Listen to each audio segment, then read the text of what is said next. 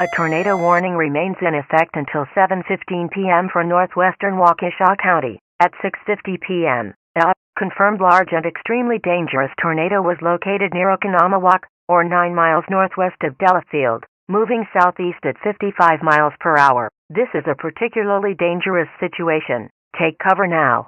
Location impact that include North Waukesha, Delafield, Oconomowoc, Ocrouchie, Mapleton, Neshota, Tennequa, North Lake, Stonebank and Heartland. To repeat, a large and extremely dangerous and potentially deadly tornado is on the ground. To protect your life, take cover now. Move to an interior room on the lowest floor of a sturdy building. The safest place during a tornado is in a safe room or in a storm shelter. Get under a workbench or other piece of a sturdy furniture and protect yourself from flying debris.